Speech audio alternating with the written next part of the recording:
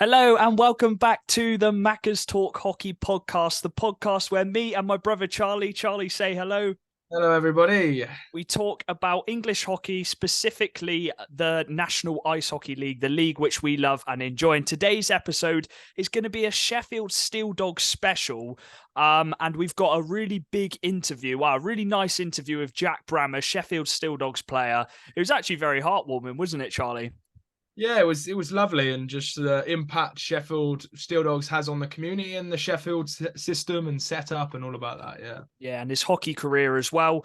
So yeah, we're going to be talking about that. We're not really talking about what's going on because no one really knows what's going on. There's so many rumors going around on Twitter and Facebook, and we're not going to comment on it because we don't really know what's going on. We can only focus on what they did last season, a few of the players, and yeah, just talk about the squad they've signed up so far because they have got some players on their roster. Charlie, how are you feeling tonight? I'm not too bad. But the big question is, what drink have you got today, Jack? Well, I've got the Pepsi Max, but it's just the original one. So yeah, we got the original one tonight. So I've had some water and I'm ready. So we're nice and healthy for me today. Well, let's look back at last season then. We do that every episode. The Sheffield Steeldogs finished fourth and they made the Coventry, obviously beating us. They smashed us in the first leg, 7-1, I think it was. And they got to the semi-finals of the cup as well. So they had an all right season. Obviously, they set the bar so high the season before, winning the playoffs, and they won the cup as well. Charlie, what's your take on their season last season? I think they had a good year. I do. I think obviously, ideally, they would have liked to do better at playoffs, losing to Raiders, who are the lower ranked seed. But altogether, I think they had a really good year. They had quite a lot of injuries throughout the season, which makes it easy. But they're old and young. They pulled through. They had an import, Vlad, who we'll speak about maybe a bit later, but he came through as well, decently well, and they had a good year. Yeah, I think at the start of the season, everyone underestimates the Steel Dogs. They're never in the talk for being one of the top teams or the best team, and they always outperform, especially in those big games, the cup games. They beat Sheffield Steeldogs in the league, I think, after Sheffield Leeds went on a really long run. And Greg Wood, it was the man. He was the coach, and you love Greg Wood. How was he last season and the season before that as well? Because he's been such a good coach for them. I love Greg Wood to bits. He's a lovely character, a lovely guy, but an amazing hockey coach. He really gets them ready for the big games, in my opinion. They seem like a big game team. They like to wind up teams. They like to get in other teams' head, and they love playing that chippy, annoying game. And I think Greg Wood really he's the heart of that sort of play style, I think. Yeah, and they had some big players. Obviously, you got Bissonnette.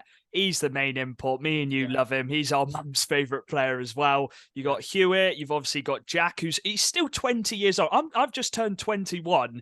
Jack is younger than me, and in the interview, he comes across so professional, and you would not think he is only still 20 years old. You had Lee Bonner as well, and then you had some big bodies at the back.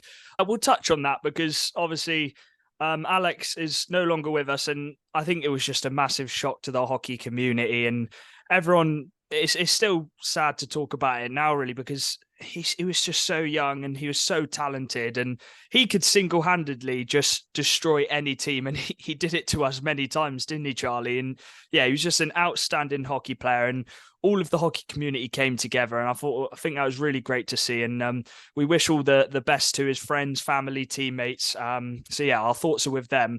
But yeah, what a season he had last season.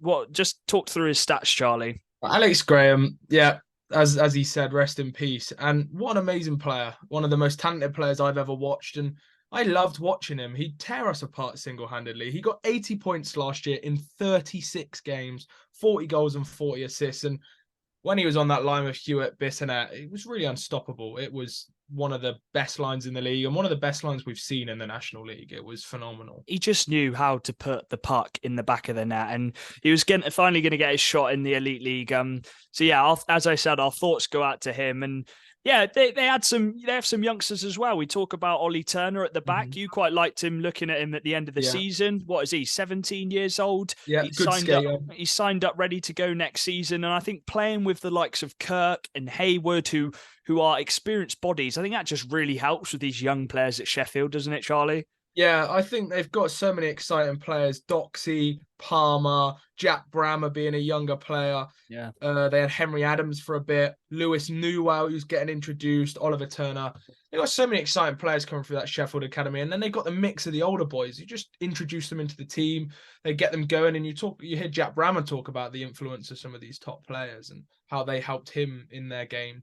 Yeah, they were big. Do you want to look and Zamostra as well? We forgot about him. He is definitely you got Gospel, but then Zamostra, he has just been so good for them the past few seasons, and he's always one of the top goalkeepers in the league, and he's signed on for next season as well.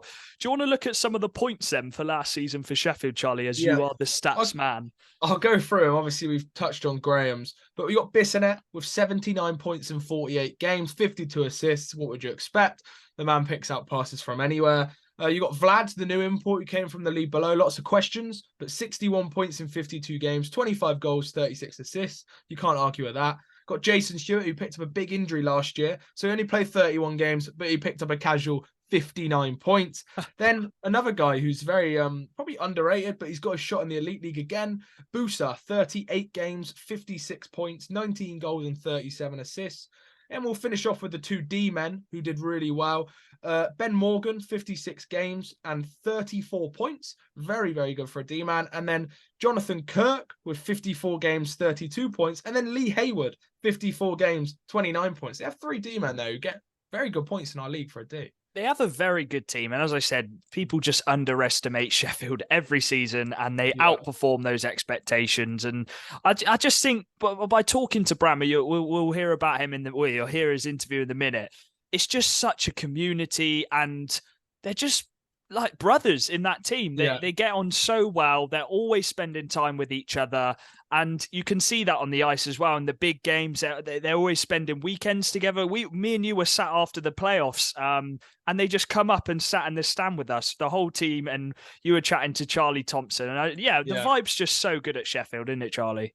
Yeah, I do like the Dogs. They can sometimes be a frustrating team to play against on the ice. They love winding players up, but off the ice, they are 10 out of 10 lads. They really are. And like Charlie Thompson, me and him have messaged all the time. When he comes around the ice at the end of games, whether he's lost or won, he'll always give me a thumbs up, a fist bump, a funny face, something like that. And I think that just sums up Sheffield. They are lovely guys, and they may not have the most fans, but the fans they do have, they really do appreciate. They really do show so much love to. And they got a Instagram page, which I see all the time, and they post loads of edits and loads of fun cupcakes and stuff like that. So they do so much for the community. Yeah, they're definite. It's actually, I'll put this out there. Sheffield Steeldogs away is my favourite away game. I love the stadium. I love the rink. I love that we can sit up the top and the view of the game is so good. And we always have really good games against the Steeldogs. Yeah. And unfortunately, we lost to them at playoffs last couple of years. But yeah, the games there are so good.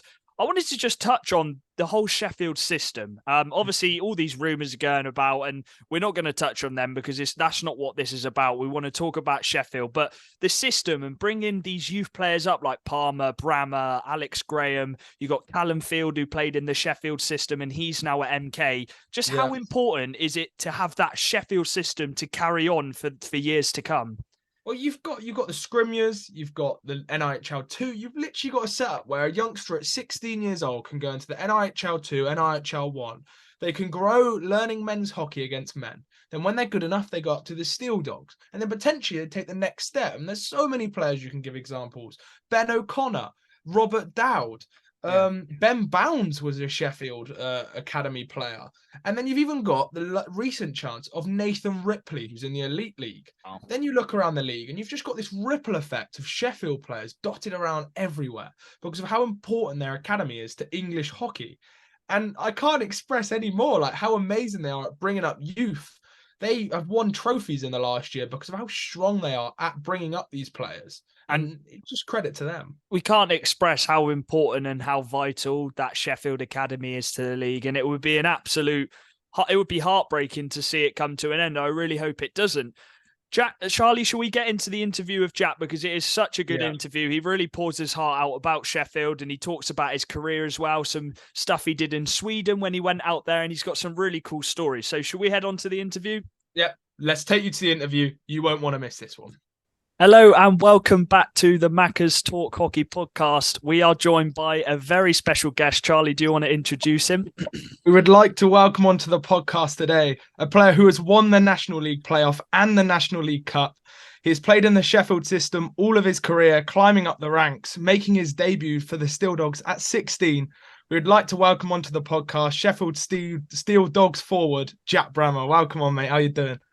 I'm all right, pal. Thanks for having me. Thank you. How's your summer been? Have you managed to get some time away from hockey? No, I play roller, so I've just been playing roller. I mean, after playoffs, went away to Gran Canaria, played at European Championships. Oh, nice. Then after that, we've been playing pretty much every weekend. Have you been playing roller most of your career as well, just on the side from hockey? Roller since I was 2. Oh, so, fair enough. Yeah, I played roller since I was 2, and then I played ice. I think 12. I started playing ice. Okay, so quite late to ice hockey then. Yeah. So I weren't meant to play, and then someone came and watched me, my first ever ice hockey coach. Okay. I'm never gonna play it, and then he was like, "Look, I'll get some sponsorship, come and play, see how you feel about it," and that was it. Oh, nice. Ever since then, I've played. What would you say are the main differences between ice hockey and roller, and which one do you prefer? I like them both. Sometimes I prefer roller, but it's the contact that I prefer. So it's ice. There's not really you can't throw it at roller. You can have a bit of contact, but that's the parts that I miss. Okay. But yeah, it helps me out in many ways in both games. I'm sure you can use bits you do in the roller to put it into the ice hockey as well. Yeah, 100%. Nice. Just don't really play it that much here during season. Obviously, we play every weekend. So hard to fit a game in every now and then. Oh, it's nice to hear you've been practicing off the ice as well. Have you managed to actually get back on the ice ready ahead of the season? Not yet. Obviously, I think we've got some ice Tuesday, Thursday, but would be my luck that I'm working away next week, so we can't touch. I can't go on there. Okay, so hopefully back on soon. Yeah, it should be. Well, I wanted to go back to the start then. So you started playing you said you started playing ice hockey at 12, and you must have been quite good because you managed to get into the youth Sheffield teams. You've been in the Sheffield youth system and you've worked your way up. What was it like when you first started getting into hockey, playing in that young Sheffield team? It was weird. Obviously, like a lot of people that played ice, such as like Tyler Nixon, other guy, Kirky and stuff, they used to play roller as well. So it's like I knew who they were, so I used to speak to him at training. But like we were under 13s, and it's changed. But when I did under 13s, I played for B team because that's who got me sponsorship. So I didn't want to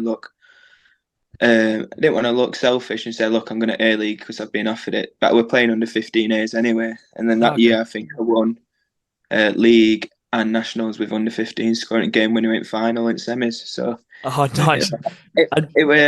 That was for Paul Britton, that were our coach, and he used to coach me at Roll. And as soon as I came, he's like, been trying to get you down for years. Like, you're in this team. I know it's halfway through the season, but you're in this team. Like, come training every week. So that was it. And did you just go on?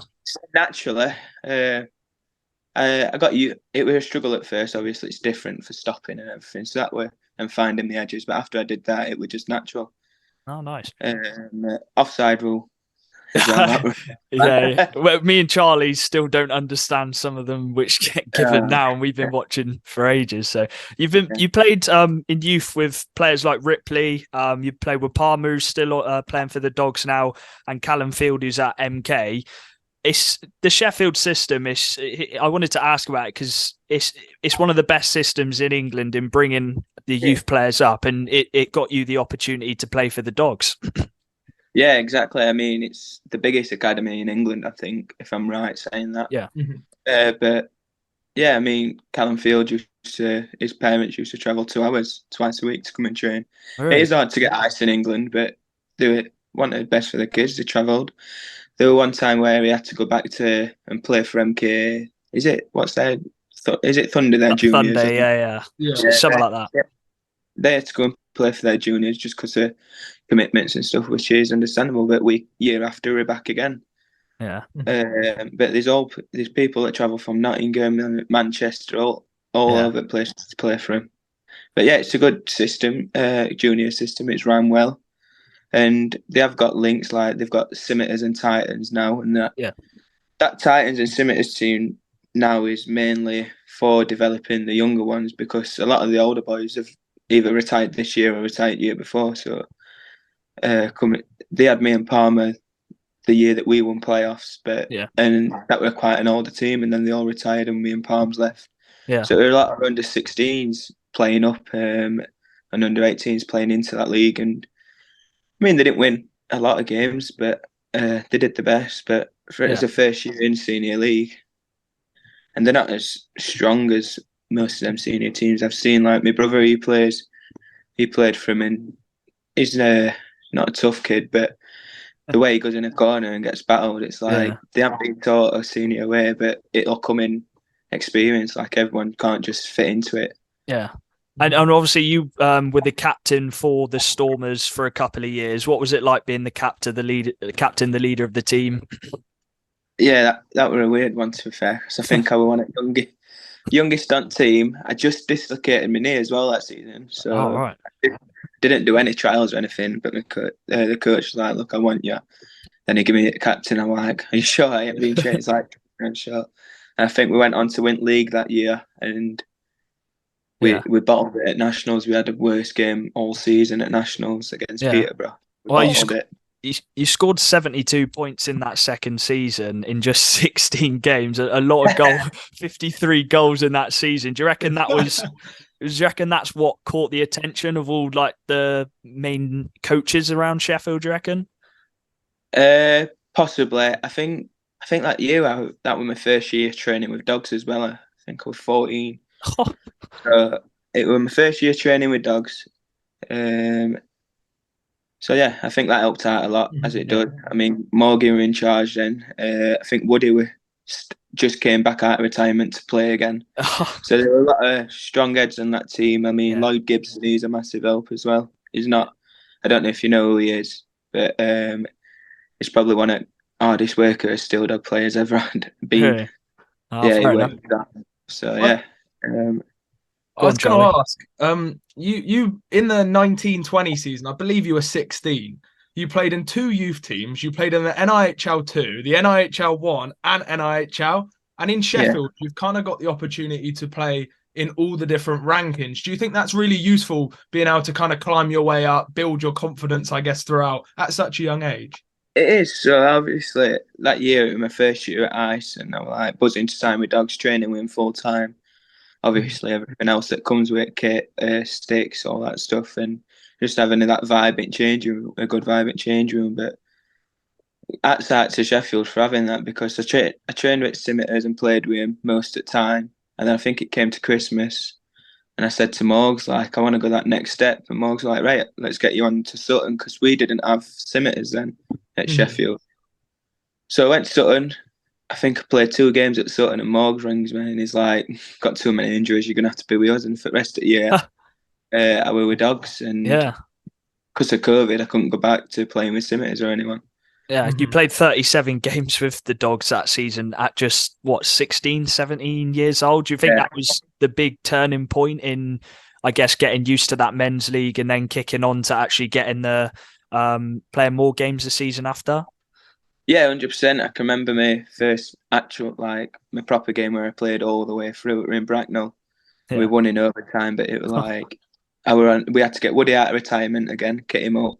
So it was like me, Woody, and then in Port. So yeah, it was a good game. That, to be fair, we won. But yeah, it's a massive jump though from NIHL 2 to National League. Yeah, it is different. But going into NIHL 1, especially against your likes of Whitley Bay and Solway, there's not much. There isn't much of a difference. But with Solway, they were coached. I mean, Martin Grubb's a great coach. I mean, you look at his signings that he's brought in. Yeah, you know he's going to do well if they don't do well this year, I'll be very, very shocked. Really? Yeah. Me and Charlie don't really know too much about the Solway team. Obviously, they've signed some former elite players. John Dunbar is massive for them. But we don't really know much about this, the young Scottish players. So we're looking forward to see some of them get their opportunities. Yeah, Grubby's a good coach. He knows what he's doing. I mean, 12 trophies. Well, yeah. Is it 6 trophies? Is it 6? Whatever. They smashed up Streatham, and Streatham were walking the league in the south. Yeah, so. yeah. They're unreal. Grubby's a good coach. He's got good assistants and stuff, and the goalies are good. I mean, Curtis has finally gone over, so I'm happy for him. I said to him, I'm really happy for him. Yeah. So yeah, it'd be good to see what happens for them, but I don't expect anything less than top 5 at all. Really? Yeah. Oh, okay. I'd say top 4, top 3, but I'll say top 5. Well, we got really a question mark on. We don't really know how it's going to be, so we're looking forward to that. I think they'll be really good. I know, obviously, they've got some young kids and stuff, but Stenton's a solid D-man. LBT's pretty good as well. Yeah, they've got a lot. They are very good. And like you said, Dunbar ripped it up for Glasgow last year, is it? Yeah. So imagine what he can do here. Yeah, I wanted to talk about the type of player you are. Obviously, you're a strong physical player. You said you love playing hockey or ice hockey because of the physical game. You'll stand up for your team. I think you fought Declan Brammer, one of the hardest guys in the league, at 18, 19 years old. Do you think being physical, do you think that's really helped you settle into this league? Because it's such a physical league and some youngsters do struggle. Yeah, possibly. Probably did help a lot. I mean, I think Tim Smith helped me more in that way, and Belly, to be fair. They were like, just be physical, like play your game. And then I can remember my first fight against Basingstoke, and that were it. Timmy were going nuts in the room about him, like, you just banged him and stuff. So ever since then, I was just like, well, because Timmy don't really like. Timmy can lose his head. There is fights every time, but yeah, I do enjoy it. But it does bring physical game. Yeah, bring me on. I feel like it makes me a better player. Because I was gonna say, I got to bring it up. You knocked us out twice in playoffs. You beat us both years. But what do you think Sheffield's kind of key? And like, you play a role. You said physical side. You got that kind of bite to your game. How do you do it in the playoffs? Like every year it came out. I know you didn't quite get it over the line this year, but every year you may not be the favourites for it, but you just turn up, and I think your team has that bite to it. Yeah, I mean, like, same. I wouldn't say like it's just physical. Like I'd like to say I'm a grafter that'll play physical. Yeah. That reason. I mean, Palmer. You look at our first 2 lines, especially our first line last year, Biz, Alex, Hewitt. Yeah. That's our goal scoring line. That's our points line. Second line, it were what Spursy. But you had Bonner on that line as well. Oh, Spursy, Bonner. Obviously, well, straight away, start of season, injuries instantly. Yeah. Like, Bonner's out for 3 months with a broken finger. Yeah. Spursy's gone out after 2 months because he needs to get his shoulder operation that he did the year before. He tried to do it privately, but it's too expensive. Like, it's one of them. It's going to happen. Bringing Buessa in board, that helped us out a lot. Yeah, he was good. I think, he was good, but it's also helped his career out a lot because he knows he weren't getting a lot of ice at Glasgow. And then he started getting loads and more, and now he signed with him again full time to see how it goes. Yeah. And I think he'll do well. It's brought him on a lot. I think it gave me a confidence boost. He put up a lot of points for us. But yeah, playoffs, our mentality just changes, especially to like, we've always got a good mentality. We always want to go and win. And if we like go on a dry streak like we do a few times. I think we lost 4, 5 in a row, and that were it. It was game over. Training just got better. Everyone came to training. Like it is hard for us. A lot of us all of us work full time. Yeah. I mean, obviously, like I've just said earlier, I sometimes work away. A few other lads work away. Like it's hard. It's not like we can be at home. It don't pay all our bills playing here. So our mentality changes, and at playoffs, it's just a different kind of vibe. Like it's so good. Yeah. But I think everyone chips in as well. Like, I mean, Palmer against you, our last game against you at playoffs, it was 2-1. His first shift at game, and he goes and makes it 2-2. Yeah. Last 5 minutes. Like, everyone just wants to play. But our mentality is different. but like Charlie says, is we are always underdogs, but I think we'd have done well at playoffs this year as well if we had a full squad. I mean, Yeah. obviously Alex had to go with He was Steelers. at Steelers, yeah. Mhm. Alex was at Steelers. Huey got through out in the first 10. Like, and then doesn't help that after that as well, the referee going up to us. The ref went up to us after the game in the bar at the hotel, because we were in the hotel. He's like, "Yeah, I've just reviewed it. I shouldn't have thrown you out." That's better. Don't say that. Don't say that. Like, Thanks for telling us now. You were like, don't say that. But I mean, we put up a good game, to be fair. Oh, it's a great weekend of hockey. It was just nuts. Yeah, I didn't go and watch final. I was still upset about semis. So. I mean, Telford as well. They were underdogs. Yeah. And what they knocked MK out, like they finished 8th. But eighth. Seventh, I believe. As you said, it's just when it comes to playoffs, it's just a different vibe. Like in the season, we'd beaten you 3 times in the league, but then you just smoked us. Like as you said, it's just a different mentality, and it was nuts. I mean, go on. obviously Wood is a massive help in that as well. We were going to ask about him. Yeah, Wood is a massive help. I don't know much about what's happening. Yeah. But his goals are. We did what he set his goals is like top 4. Did we finish 4th or 5th? 5th. You finished. No, it was 4th. It was 4th. It was 5th behind us. Like just top 5th, 4. We finished one of the 3. Yeah, we finished one of the 3 goals that he set us. It was top 4. Oh no! Well, he sets 5, but he sets 3 main ones. His top 4, cup semis, playoff weekend. Yeah, but he did want obviously retain a title at playoffs and at least one cup, which is we got to a semis. I think I can't remember the aggregate on score. We got to playoffs and we lost in last 50 seconds. Yeah, but it's one of them. You can't help it, but. Yeah. What was it? What was it like the season? Obviously, 21-22, where you actually went on to win the playoffs. Was it your first time at Coventry, playing in front of all the crowds at Coventry? Yeah. So I went to Sweden that year and came back in November. Yeah. And I didn't obviously I knew Bones and Towner and a few other guys just from playing against them.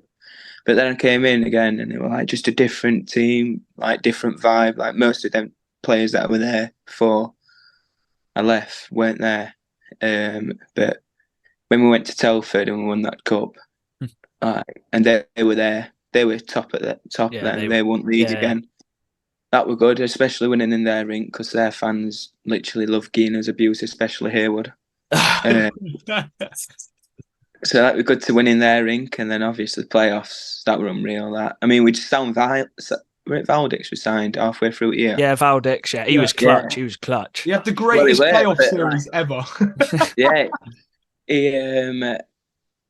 Where were we? He's got game winner as well, didn't he? Against us lot in that overtime. Yeah. That were a mad game. What were you 4-1 up? Something like that. That was the overtime, wasn't it? That was heartbreaking. That one. Yeah. But that's when Dima let in Lydiard's front blue line, didn't they? We're like, yeah, I remember that. Yeah, we were on bench like, oh no, and then Valley and Al and Huey just came in clutch and biz, and I think Burns did as well. But that playoffs, wow.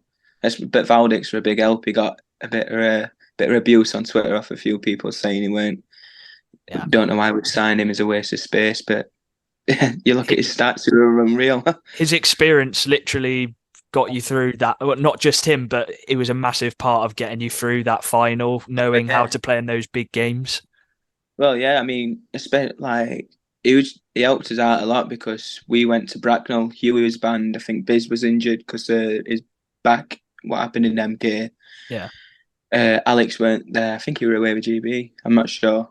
So our first line with me, Valdix, and Bonner. And then I think a second line with like Rips, Palmer, and someone Rips, Doxy, and Towner probably. Yeah. Oh yeah. Valley just took control and like, look, we'll win this game. And I think he went and bagged 2 and got 3 assists that game. He really had a great game. So he's a good lad. I think he's gone back to Sweden now. I don't know if he's playing again. He just went over to get his uni some degrees, so he could get a proper job. So fair enough. Because Ali wanted to sign him again.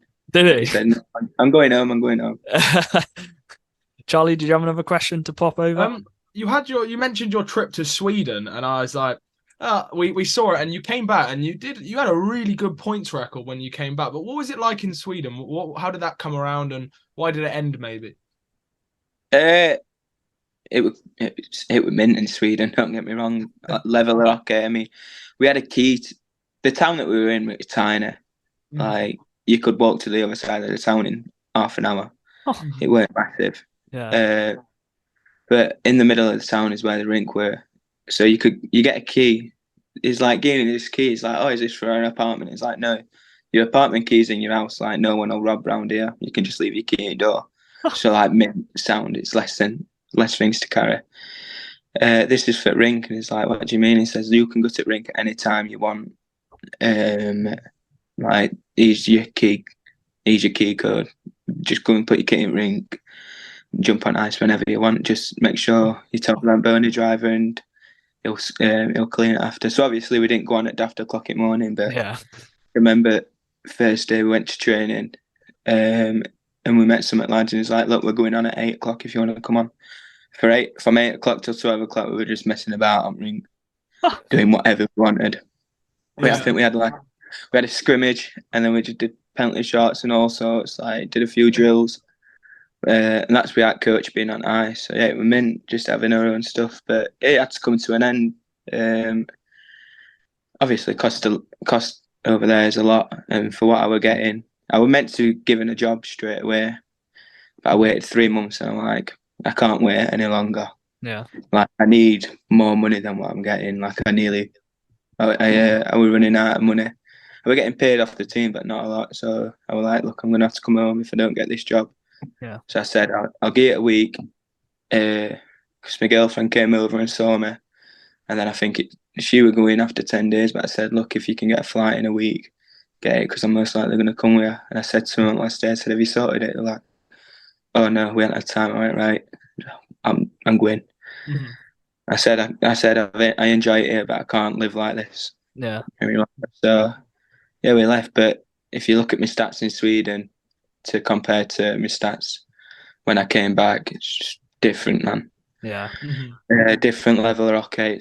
It's called, what were they playing in? I think they were in like their third division. Division 2 it was, yeah. Division 2. So it's like I think it's their third division. Yeah. Because obviously there's KHL, Hockey Atan, and then it's third Division 2. Yeah. So I reckon them top teams over there, especially Oslo, they could come into our league, possibly Elite League, and they'd probably win our league, but Elite League, they'd make playoffs. Yeah. And do you reckon playing out in Sweden was a big reason why you're able to come back into the men's league in the NHL and actually get a lot of points for the team? Yeah, it's massive help. If I don't think I'd be the player I am today without learning what I learned over there. Oh, okay. That's no disrespect to like Morgs and stuff. They taught me loads, but I spoke to Morgs about it and said, look, if I were 18 again, I'd take that opportunity to go over and play. So I just turned 18, told me mum and dad, look, I'm moving away. They're like, yeah, that's fine, don't worry. That's sound as a pound. They supported me all the way. They're like, are you sure? And I rang them every day, rang my girlfriend every day. They supported me. So yeah. That'd be the UK's dream. Ice time whenever you want. Like we struggled to get one shift, and but like it weren't just us though. Like the under-20s team, they could come in our league and do well. Yeah. They'd be finishing in a playoff position in our league. They're under-20s because I played for them a few times. Yeah, they're sick as well. It's just different level. Like you watch our hockey, it's who can get a big hit, who can do something. Yeah. Whereas if you have a fight over there, you kicked out a game. Like they don't like it. Yeah. It's all about skill and speed. Like there is hits. There's no hits in middle of ring. On the wall there is, but yeah, it's just a different level of hockey, different type of style. But you learn you got to adapt to it, or you can't play. Which you did. But then you come back here and you've got to adapt that back to this kind of hockey. Yeah. I think I was thinking like, oh God, it's going to be hard getting back into this. And I think first game we're back in Basingstoke. I'm like, yeah, brilliant. Can't wait. Worst ice I've been on all year. Yeah. I don't know if we won or lost. I can't remember. Yeah, a good game to come back into. And then I got throughout the game the next day for fighting. You got some really good points that year. You did really well. You got 29 points in 34 games as an 18-year-old in our league. That's quite some points. And winning the playoffs as well. Yeah, playoffs and cup. It were good year that. That was probably my best Dogs memories, to be fair, that year. But we also, like, even when we played with Ben O'Connor, Ben Laker, Davey and Jono and all them, like that were mint. Yeah. That was, but obviously we couldn't enjoy it as much as we wanted because we had lockdown and stuff. Like we're in COVID, but yeah, it were mint. I wanted to. Obviously, we don't really know what's going on with Sheffield. There's loads of rumours going around and stuff. But what's the vibe like with the players? I saw you were out with Charlie the other day for his birthday. What's it like with the players? Are you still talking together and just vibing together? Yeah, we're all obviously we're all vibing as much as we can. Obviously, with current circumstances of not with the team, but what happened a few weeks back. But we're literally with each other more than we probably normally are. Yeah. But yeah, we went out for a few. We only meant to go out for a meal, but ended up having a few drinks and casino trip on Chaz's birthday. Yeah. But yeah, we're all good. We all chat. We still talk in group and that, and take mick out of each other. Like our vibe's not down. It is down, but it's not because of what's happening with the team. Yeah. We know Ali. We trust Ali, and he put an apology out, and that's one man that should not be saying sorry. Same with Jane and Roger. They shouldn't be saying sorry. Yeah. To anyone. Like it's nothing. It's not their fault at all. He does everything for this club, Ali. Yeah. Like he lives at that. Obviously, he works for Jersey 53 as well, but he lives at that rink for us. He's at that rink from it opens till it closes. Some days he'll go over to check sometimes if the delivery's not here for players' shirts, or even for the fans, he'll go over to get fan shirts just so he makes people happy. Like, sometimes you have to say to him, like, chill out, look after yourself, because he just does everything for everyone. Like, he should not be. He's honestly the best owner you could possibly have, because he's just amazing. He's a mint, and he'll do outfit before he'll put you first before everyone else, and he shouldn't. Yeah, you mentioned it there, and I think the thing I really wanted to touch on was the Sheffield Steeldogs community and like the family. It feels like when we watch you lads play, you almost seem all like brothers on the ice. You love each other. You're all from Sheffield. You're all lads. What is the Sheffield Steeldogs like? You're all from Sheffield, and I just love you to talk about that, because I think that's what some fans may not understand is Ali being a part of the family, and it's all like one big family, isn't it? Really? Oh, mate, honestly, like sometimes my girlfriend goes, she's like, "Are you going out with them again?" And I'm like, "Who do you think? Who are you on about?" She's like, "Well, who you normally, aren't we?" And she knows we're always together. She's like, "We're always together. We do everything together. As soon as season starts, we do stuff together." But it's like, you've got to think Moggs has been there, Timmy, Belly have been there for years. Like, they are the old boys in that room. But J.K. Haywood, they've been there before they went to Pirates. So there were only Huey that hadn't been there out of the old boys. Oh, Spursy as well. Yeah, Spur.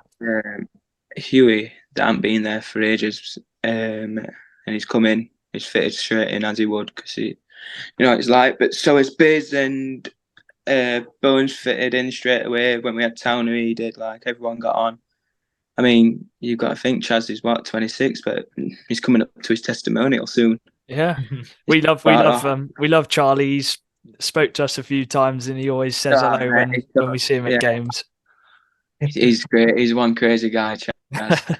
He'll talk to anyone. As I can remember at playoffs when the year that we won it, we were sat behind you all, and he just got in a conversation with Charlie for about 2 hours. I'm like, Chaz, we need to go back to hotel soon. Like, we've got a game tomorrow. And it's like, Yeah. all right. I'm like, all right, well, wait, about 2 hours, he was just chatting Charlie's ear off because he'll just could talk to himself at a wall. There's something with Charlie's where they just don't stop talking, isn't there? I wanted to touch on another player. He's a player which me and Charlie have loved watching the past few seasons. He's my mum's favourite player as well. Matt Bissonette. What's it like playing with him, training with him? Because he is one of the coolest guys in our league for sure. He's meant and like he's got so much experience and he's very, very professional. Like he doesn't tolerate any like slackiness. If he'll call you out, he don't care. Yeah, but he don't do it to be an arse. He does it because he wants the best out of you. For the benefit of you. Yeah. For the benefit, yeah, he wants best out of everyone. And he'll call you out and he'll be like, look, what is up with? Like me and Banner had a weekend. I think it was against you guys. We had you on a Friday night, Peterborough Saturday, Sunday. Yeah. And it was when we played first leg at semis and it was 1-1. And he called us out on Sunday after Peterborough game. He's like, what is up with you guys? Like, you've been terrible. You better turn up to training this week and put all your effort in. Because if not, like, you're no good for this team and stuff. And we came to training and he's like no hard feelings. I'm like, no, don't say that. Yeah. Like, I know you're not doing it to be a knob. You're doing it for best ways. And we came to training, I think, weekend after we played you again on Friday. And then Saturday, Sunday, I think we were playing together. I think we both went and bagged goals Saturday, Sundays. So it was like, and then he was like, see what I mean? Like, just trying to get best out of you. And he does. Like, he's such a big lad. He's an unbelievable hockey player as well. He can pick out a pass from anywhere. He's unreal. Honestly, there's some times that with like, I think shoot, and next minute in back at net because he's past it.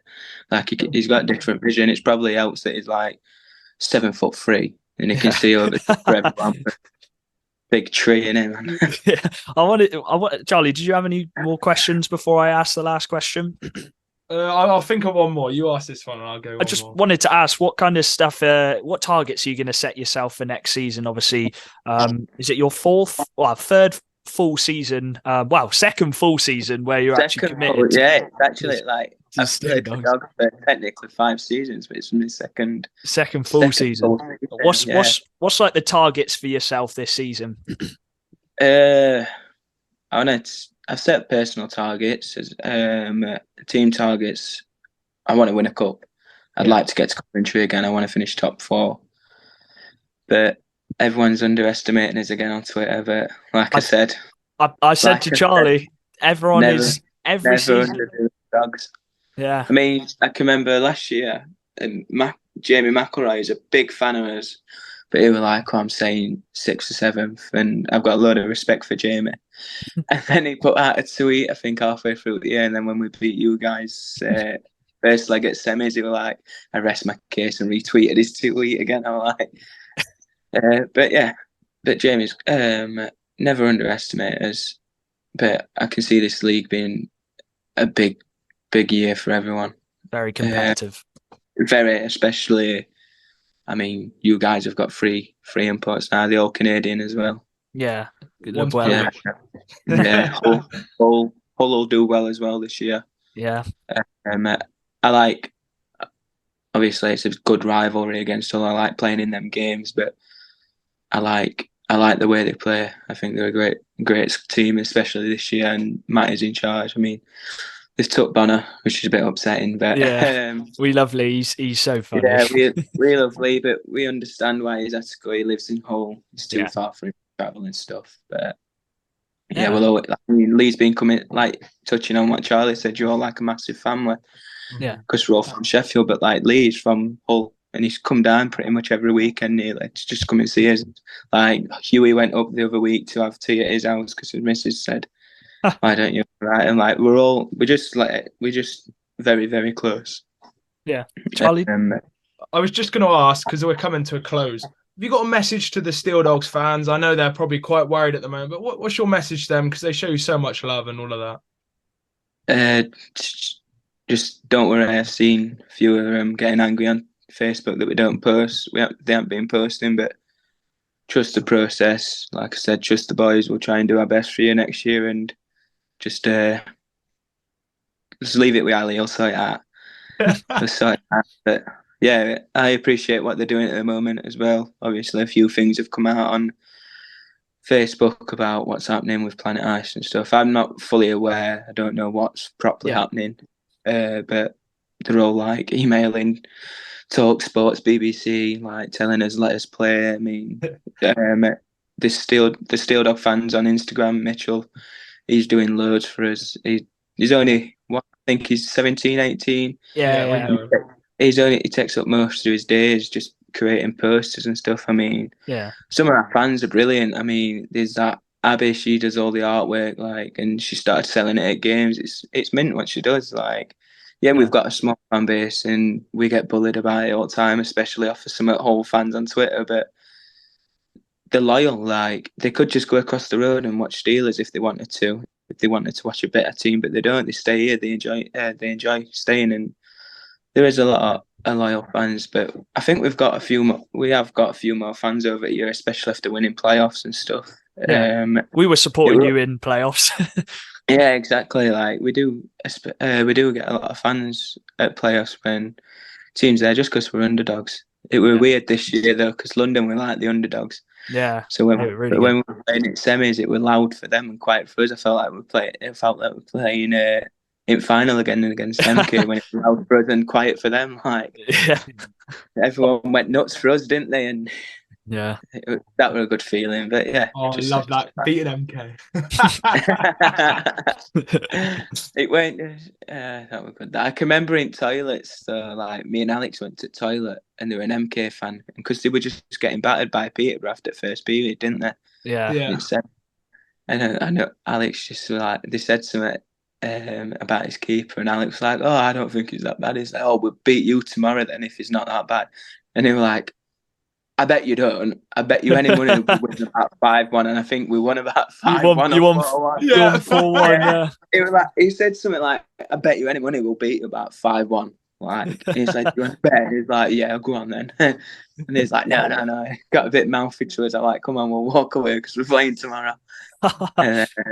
We spanked him 4-1, but yeah, that was good. But yeah, if I can say out to fans, just don't worry. We'll be back. Well, I hope we're back. Yeah. And we'll try and do you proud. Like it was a bit disappointing, not disappointing, but upsetting that we couldn't bring him a trophy back last year because the year that before when we did, we used to have a fan meeting on balcony, get shirts signed, have photos with a cut with him, like they loved it, and loads of people turn up to that. They're like at Rink for an hour and a half, just signing things, talking to fans, like I mean, we've probably got a nice venue to talk to fans after. Like, we go straight up to the bar because that's where our change room just past. And all fans are there and they know where to meet us. Like, they are very loyal. A lot of kids come down now with their parents because we do school. We invite schools for free, give them free tickets. Kids get attached. Parents start coming. That's it. Season tickets. Like, it is good. It is good. Wow, what an interview. Unfortunately, it did cut out there because we were going on for so long. We could have chatted to Jack for so long. He was honestly such a nice guy and he was pouring his heart out about Sheffield and how he loves the club. And Charlie, I just think that just shows what a community the Sheffield Steeldogs are. Yeah, and just how amazing Sheffield are to the league and how important they are. And how much we love them as a podcast. And I know every fan in the National League would. And I think if you didn't know much about Sheffield, I really think that interview would have opened your eyes to how much of a family it is. It's just a massive family there. Yeah, thank you so much again, Jack, for coming on. We know it's difficult around these times, but honestly, such a nice interview and a really nice lad as well. Been messaging on Instagram and yeah, he was really happy to do anything. Let's look ahead to next season then. And they've got players signed up, so we're going to talk about it. They've got quite a few forwards. They've got some D-men and they've got Zamostra as well. So Zamostra signed up. That's massive for Sheffield, isn't it? Yeah, Zamodra, what a goalie. And I actually remember Zamodra was a league below goalie for a while. Yeah. Came into our league and it took him some time, but he's now become one of the best goalies in the league.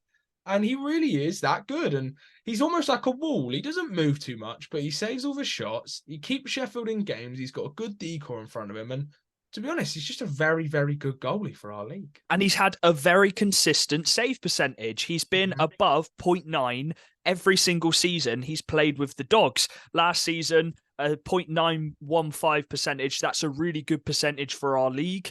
So yeah, he's vital to this team. And yeah, they're set for the keepers. Let's just say that. Moving on to the defence, they've got Lewis Bell, Thomas Dermott, Jonathan Kirk, Ben Morgan, and Oliver Turner. Charlie, what stands out to you about that defence? Well, it's the three lads who are almost on the roster every year. Lewis Bell, Jonathan Kirk, and Ben Morgan. You know what you're getting from them guys. They do a really, really good job. And they'll be unbelievable mentors to the likes of Oliver Turner and Thomas Dermott. Thomas Dermott is only 2003, so he's 2 years older than me, looking at 21 years old. He's younger than me again. All these young players who are younger than me. I feel so old. So you got two young D-men there around some of the league's best D-men in loads of different elements. Lewis Bow, a really good shutdown D-man. With Jonathan Kirk, a really good D-man on the power play, really good puck-moving defenseman. And Ben Morgan, just a shot-blocking machine. Yeah. So you've got three D-men where you can just learn off of, and they can help these younger players develop into very good National League players, which we see Sheffield do all the time. Yeah, so they've got a nice decor there. And you've got some players who've been around the league for a long time. They know what it's like to play in this league. Ben Morgan, we saw him. He scored a breakaway goal against us. Absolutely put it into the top corner. So yeah, they got some real, as you said, some real experienced players to mix with those youngsters, and I think Turner's going to benefit so much this season. Let's move on to their attack then, because they have signed a few attackers. Charlie, my screen's gone dead, so would you mind just reading them out for me? Yeah.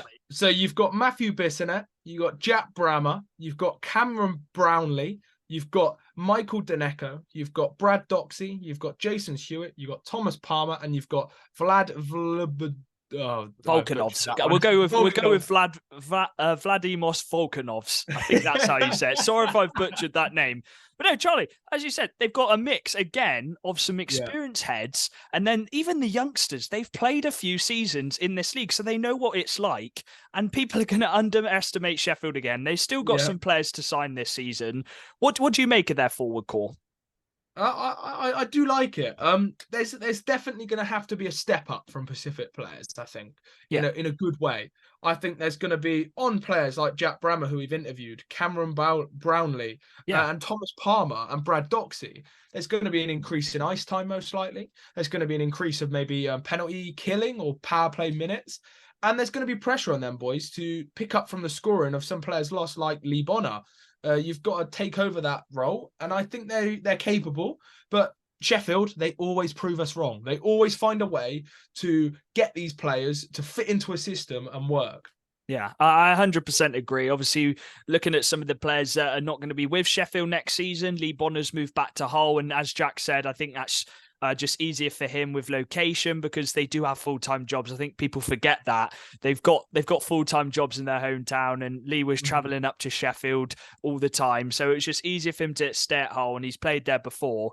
But I think it's a real big chance for, as you said, Brammer and Doxey. Those are the two names which come to my head who've played in this league the last few seasons. They've been able to get some good points in this league for the age they are, and now's their time. Now's their time to really prove themselves in this league and take that next step in their career. What do you think about that? Yeah, well, they're talented players. Like Jack Brammer at 18 years old was nearly a point a game in our league. And yes, he got less points last year, but I think he had a different role to play with more of a grinder forward. And I think this year he'll have more of a role to get more points in this team. I definitely can see him being a second line forward for Sheffield. And they will have other players, and they always do shop players. If they are here, they will be signing some great players in this league. And you know they will. They sign some players you don't expect them to sign. I did want to touch on one thing, and I think this is probably the biggest loss for them, and that is Greg Wood. Greg Wood is not going to be with Sheffield next season. We don't know why, don't know the details behind it. But yeah, Greg Wood's going to be a loss. Do you think that is going to be a massive impact on them? I'd assume that Hewitt's going to be the player coach for the season, and we've seen that work in the league. So Aaron Nell's a player coach, and that works with Swindon. So do you think it will be a massive loss, or do you think they can adapt with that and use stuff they've learned from Greg Wood to go into this season? I think they're definitely going to use stuff they've learned, and they're going to definitely do it. But I think it's a loss. I think Greg Wood is is one of the top tactical coaches I've seen in our league, potentially the top. And obviously, I do very highly rate him. And I think losing Greg Wood is going to be a loss. There's going to be a hole there. But their new coach will bring a different style of play, a different edge to Sheffield. And like you said, they've got Hewitt, they've got Bissonette, they've got Vlad. They'll bring in a couple other big boys, and they will win games, and they will shock teams, and they will take teams apart. As I said to you many times, they've got the core. They've got the core players. You got Hewitt, you got Bissonette, you got Vlad, you got Jack, who's been around, and then you got those D-men who's been around as well for long, Ben Morgan, Kirk. So I think they're set, and they're definitely going to sign some more players, I assume, after all of this gets sorted out. We've got our ones to watch for next season. Yeah. I completely forgot. I nearly forgot about that. Yeah. Do you want to do yours first then? Who's your ones to watch? My ones to watch is the man who just came on the podcast, Jack Brammer. I've changed it up. I love him. I really do love his personality. He's very mature. And like I said, I think he's going to get a second line role next year. And I think there's going to be lots more points, probably some more fights after talking to him. And yeah, he's got a very versatile game. And he's been training roller hockey over the summer. So yeah, Jack Brammer's my ones to watch. Well, I'm going to go with Brady Doxey. He is going to be my ones to watch. I spoke to him actually at the last playoffs. Really nice lad. And he was actually really unfortunate to miss the playoffs. I think he had a problem with his wrist, he was saying. So that was another loss for them, really, in the playoffs. But I think he's going to have a really big season. He's that centerman. He can play on that second line if he needs to. If he plays on third line, he'll give it his all. He's got some really good skill as well. So I'm going to go with Brady Doxey as my ones to watch for the Steel Dogs. Charlie, I wanted to end the podcast just again on the fans and how everyone's come together, especially the Sheffield Steeldog fans. They are below the Steelers, but they've still got such a loyal fan base, haven't they? Yeah, and we really appreciate them in our league. And there's banter and there's all of this, but we want them to be here next year. And we really do love the Sheffield Steeldogs. And I think even me, I understand Sheffield a lot, but even listening to that Jack Brammer interview, you just realise how amazing their little family is and how amazing they are. And we just really do love them in our league. Yeah, it wouldn't be the same without them, really. So we hope that can get sorted. And yeah, we're not going to be responding really to all the rumours going on until we hear exactly what's going on. Charlie, that's been the Sheffield podcast. We hope everything can get sorted. We appreciate all the support. And yeah, we'll be back again with hopefully another player interview. We've got a few players lined up who are hopefully going to hop on. So yeah, make sure to drop this a like, follow all our socials at Macca Talks Hockey. Thank you again, Jack, for hopping on. And we will see you in the next episode. Peace. Thank you. Have a good one, guys.